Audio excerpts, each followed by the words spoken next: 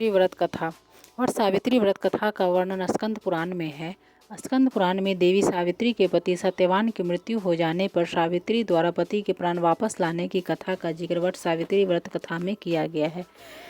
इस कथा के विषय में कहा गया है कि यह कथा सौभाग्य प्रदान करने वाला है, इसलिए वट सावित्री व्रत के दिन वट वृक्ष के नीचे सुहागन स्त्रियों को वट सावित्री व्रत की इस कथा का विस्तार पूर्वक पाठ करना चाहिए और सुहागन महिलाओं को इस कथा को सुनना चाहिए। इससे सुहाग की उम्र लंबी होती है और वैवाहिक जीवन में प्रेम और सुख समृद्धि की प्राप्ति होती है।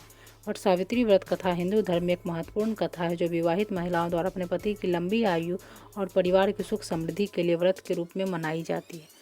इस व्रत की कथा का मुख्य पात्र सावित्री और सत्यवान है। देवी पार्वती ने कहा, हे देवताओं के भी देवता, जगत के पति शंकर भगवान, प्रभास क्षेत्र में स्थित ब्रह्मा जी की प्रिया जो सावित्री देवी हैं, उनका चरित्र आप मुझसे कहिए, जो उनके व्रत का महात्म्य है और उनके संबंध का इतिहास हो, एवं जो स्त्रियों के पति व्रत को देने वाला, सौभाग्यदायक और महान उदय करने वाला हो।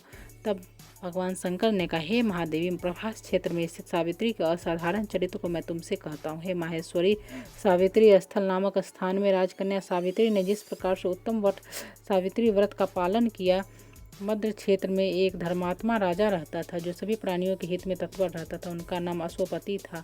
धर्मात्मा क्षमाशील सत्यवादी होने पर भी राजा संतान रहित था। एक समय वह राजा प्रभास क्षेत्र में यात्रा करते हुए पहुंचा और सावित्री स्थल पर आ गया। वहां पर राजा ने अपनी रानी के साथ इस व्रत को किया जो सावित्री व्रत नाम से प्रसिद्ध सभी प्रकार की कामनाओं को पूर्ण करने वाला है। इस मंत्र की साक्षात भूर्भुवस्व इस मंत्र की साक्षात मूर्ति बनकर स्थित श्री ब्रह्मा जी की प्रिया सावित्री देवी उस राजा पर प्रसन्न हुए। कमंडलू को धारण करने वाली वह सावित्री देवी दर्शन देने के बाद पुनः अदृश्य हो गई, लेकिन देवी के दर्शन के पुण्य से कुछ दिन बाद राजा अश्वपति के घर देवी के समान रूप वाली कन्या का जन्म हुआ जो देवी सावित्री के अंश से ही उत्पन्न हुई थी। देवी सावित्री की प्रसन्नता से प्राप्त तथा सावित्री की पूजा करने के बाद उत्पन्न कन्या का नाम भी सावित्री रखा गया। वह राजकन्या देवी लक्ष्मी के समान शोभित होती हुई बढ़ने लगी और धीरे धीरे सुकोमल अंगों वाली वह कन्या यौवनावस्था को प्राप्त हुई। नगरवासी उस कन्या को देखकर यही समझते थे कि यह कोई देव कन्या है। कमल के समान विशाल नेत्रों वाली एवं तेज से अग्नि के समान प्रज्वलित होती हुए सावित्री महर्षि भृगु द्वारा कहे हुए सावित्री व्रत को करने लगी। लक्ष्मी के समान सुशोभित वह कन्या एक दिन देवी सावित्री की पूजा के बाद पिता पास खड़ी हो गई। उस समय पुत्री की अवस्था को प्राप्त हुई देखकर राजा ने मंत्रियों से सलाह की। इसके बाद राजा ने सावित्री से कहा, हे पुत्री, तुम्हें योग्य वर देने का समय आ गया है। मुझसे कोई तुम्हें मांगने के लिए भी नहीं आता और मैं भी विचार करने पर तुम्हारी आत्मा के अनुरूप वर को नहीं पा रहा हूँ। तो हे पुत्री, देवताओं के निकट में जिस तरह से निंदनीय न हो जाऊं वैसा तुम करो। मैंने धर्म शास्त्र में पढ़ा और सुना है कि यदि पिता के गृह में रहते हुए विवाह के पहले ही जो कन्या रजो धर्म से युक्त हो जाती है उसके पिता को बड़ा पाप लगता है। इसलिए हे पुत्री, मैं तुमको भेज रहा हूँ, तुम स्वयं ही अपने योग्य वर ढूंढ लो।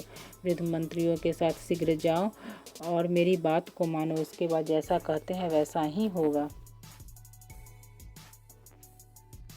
ऐसा कहकर सावित्री घर से निकलकर राजर्षियों के साथ तपोवन की ओर चल पड़ी और वहां पहुंचकर माननीय वृद्धजनों को प्रणाम करके सभी तीर्थों और आश्रमों में जाकर पुनः मंत्रियों के साथ सावित्री अपने महल को लौट आई। यहाँ सावित्री ने पिताजी के पास देवर्षि नारद जी को बैठे हुए देखा। आसन पर बैठे हुए नारद जी को प्रणाम करते मुस्कुराती हुई जिस कार्य के लिए वन में गई थी सारी बात कहने लगी। सावित्री बोली, हे नारद जी, साल्व देश में धर्मात्मा धुतमसेन नाम से विख्यात एक क्षत्रिय राजा हैं जो देव योग से नेत्रहीन हो गए हैं। रुक्मी नाम के उनके पुत्र सामंत ने उनसे राजपाट छीन लिया और वो अपने पुत्र और पत्नी के साथ वन में रह रहे। उनका पुत्र सत्यवादी और धर्मात्मा है, उसे ही मैंने मन में पति रूप में वरण किया हूँ। नारद जी सावित्री के वचनों को सुनकर बोल पड़े, हे राजन, सावित्री ने यह बड़ा कष्टप्रद कार्य कर डाला। बाल बुद्धि होने से इसने केवल गुणवान समझकर सत्यवान को वरण कर लिया। सत्यवान मिट्टी के घोड़े बनाता है और घोड़े का चित्र भी बनाता है, इससे उसे चित्राश्व भी कहते हैं। सत्यवान दान और गुण में रंती देव के शिष्य के समान है, ब्राह्मणों की रक्षा करने वाला और सत्यवादी है। राजा ययाति के समान उदार, चंद्रमा के समान प्रिय लगने वाला, रूप में दूसरे अश्विनी कुमार के समान और धुतमसेन के समान बलवान है, लेकिन उसमें केवल एक दोष है, दूसरा कोई नहीं कि सत्यवान आज से ठीक 1 वर्ष पर क्षीणायु हो जाने से देह त्याग कर देगा। इस प्रकार नारद जी की बात सुनकर राजकन्या सावित्री ने राजा से कहा, राजा, लोग किसी से एक बार कोई बात कहते हैं, ब्रह्मा देवता एक ही बार कहते हैं और एक ही बार कन्या दी जाती है। ये तीनों कर्म एक ही बार किए जाते हैं, बार बार नहीं। दीर्घायु हो अथवा अल्पायु, गुणवान हो अथवा निर्गुण, वर को एक ही बार वरण कर लिया, अब दूसरे वर को वरण नहीं करूँगी। नारद जी ने कहा, हे राजन, यदि आपको उचित लगता है तो अपनी पुत्री सावित्री का कन्यादान शीघ्र कर डालिए। राजा शुभ मुहूर्त विधि विधान पूर्वक सत्यवान के संग सावित्री का विवाह करवा दिया। सावित्री अपने पति को पाकर ऐसे प्रसन्न थी जैसे उसे पुण्यवान पुरुष स्वर्ग को पाकर प्रसन्न होता है।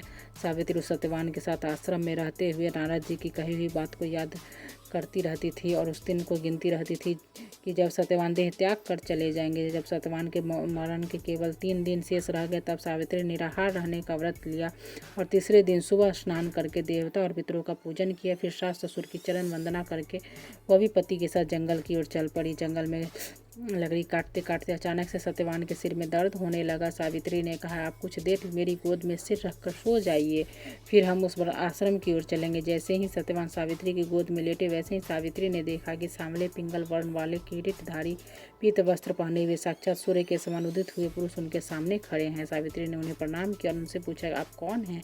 इस पर यमराज ने कहा, मैं सब प्राणियों के लिए भयंकर और कर्मानुसार उनका उचित दंड देने वाला यम हूँ। सो हे पतिव्रता सावित्री, समीप में पड़े हुए तुम्हारे पति की आयु समाप्त हो गई, इसे यमदूत पकड़कर नहीं ले जा सकेंगे, इसलिए मैं स्वयं आया हूँ।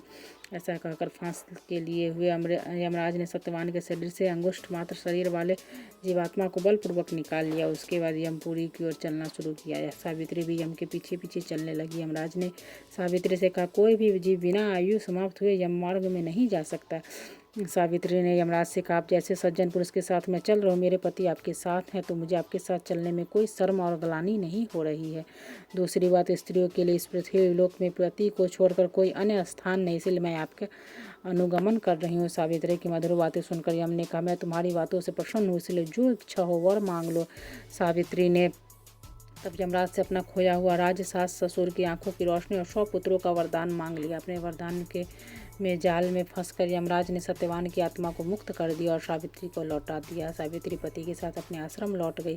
सावित्री ने सावित्री देवी का व्रत किया, जिसके प्रभाव से सास ससुर की आंखों की रोशनी लौट आई, का राज भी मिल गया और 100 पुत्र हुए। बट सावित्री पूजा विधि, शिवजी ने देवी पार्वती से कहा, सावित्री व्रत के दिन प्रातः स्नान करके सास ससुर का आशीर्वाद लेना चाहिए। बट वृक्ष के समीप बैठकर पंच देवता और विष्णु भगवान का आवाहन करें।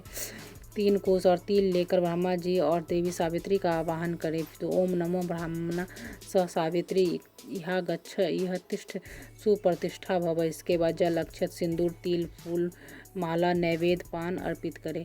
एक आम या अन्य फल लेकर उसके ऊपर से वट पर जल अर्पित करें। यह आम पति को प्रसाद रूप में खिलाना चाहिए। कच्चा सूत लपेटते हुए 7 या 21 बार वट वृक्ष की परिक्रमा करें। वैसे 108 बार वट वृक्ष की परिक्रमा को सर्वोत्तम माना गया है।